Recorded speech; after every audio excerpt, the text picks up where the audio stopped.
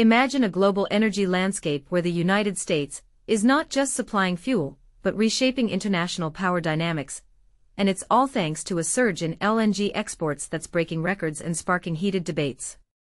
If you've been following the energy world, you know this boom isn't just about gas, it's about geopolitics, economics, and a dash of controversy that could change everything. But here's where it gets intriguing. Despite rising costs and whispers of an impending oversupply, U.S. developers are charging ahead full throttle. Stick around because this story is far from straightforward, and it's one that might make you question the future of energy itself. Europe's determined push to break free from reliance on Russian natural gas, combined with Asia's eagerness to secure larger quantities of American energy while hammering out trade agreements, has ignited a frenzy in the export deals for U.S. LNG producers and project developers. Even as liquefaction fees climb higher, the market remains vibrant and lucrative. From the start of the year until now, U.S. LNG developers have inked sales and purchase agreements, SPAs, covering both operational and upcoming export facilities, totaling an impressive 29.5 million metric tons per year. This data comes from the consulting firm Rapidan Energy Group, as reported by Reuters.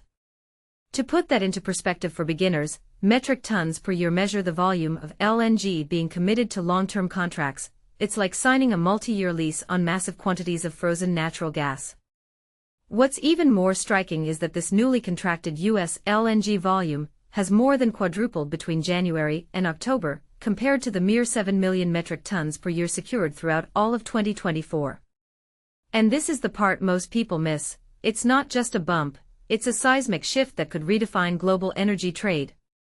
The U.S. LNG sector is poised to achieve the second largest export volumes ever recorded, surpassed only by 2022, when European buyers flocked to American supplies en masse. That year marked a pivotal moment as Russian pipeline deliveries to Europe dwindled and halted in many markets, including Germany, leaving a gaping hole that U.S. gas rushed to fill. Bolstered by the Trump administration's energy-focused policies, LNG developers are capitalizing on favorable market conditions and regulatory support to greenlight new investments. For context, a final investment decision, FID, is essentially the go-ahead signal where a company commits to building and funding a project. Think of it as the green light after years of planning and negotiations. This year alone has seen significant moves. Australia's Woodside Energy has approved the FID for the Louisiana LNG project and is gearing up for production to begin in 2029. In July, Venture Global took the plunge with an FID and successfully secured $15.1 billion in financing for the initial phase of its third venture, CP2 LNG, along with the connected CP Express pipeline. As a quick example, this kind of financing ensures that pipelines and terminals can be built to transport the LNG efficiently, much like laying down highways for energy delivery. Leading U.S. exporter Cheniere has given the thumbs up to an FID for the Corpus Christi mid-scale trains 8 and 9, and its associated debottlenecking project, which aims to remove bottlenecks in production to increase output. NextDecade has committed $6.7 billion to expand its Rio Grande LNG facility in Texas, and this marks the second expansion there this year. Meanwhile, Sempra has signed off on a $14 billion investment for the second phase of its Port Arthur LNG expansion. Altogether, developers of 6 U.S. export projects have reached FIDs and locked in financing this year, pushing global LNG financing to an all-time high of $72 billion, according to energy commodity shipping broker and advisor Poten & Partners. They noted that 6 U.S. FIDs in 1 year is unprecedented. The highest number before this year was 3 U.S. projects.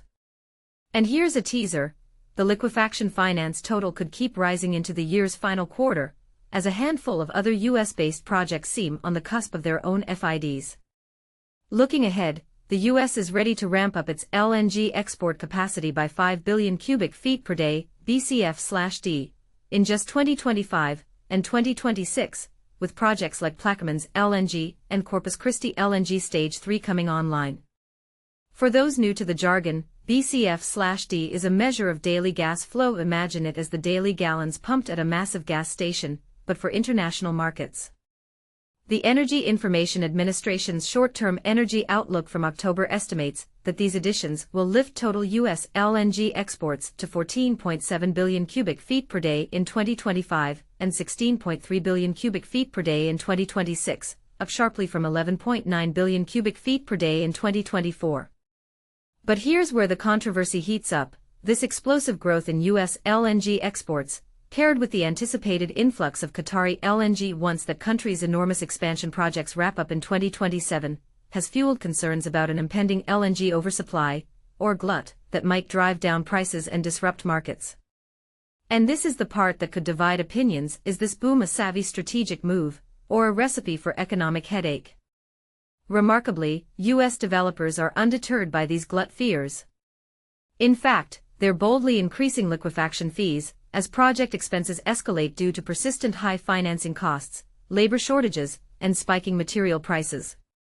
To clarify for beginners, liquefaction fees are the charges for converting natural gas into LNG, essentially the cost of chilling and shipping it across oceans. Back in March, most U.S. liquefaction fees were quoted in the range of $2.65 to $2.95 per million British thermal units, MMBTU, a unit of energy measurement, roughly equivalent to the heat from burning 1,000 cubic feet of gas. Poten and partners pointed out that escalating costs for engineering, procurement, and construction, EPC, showed no signs of easing.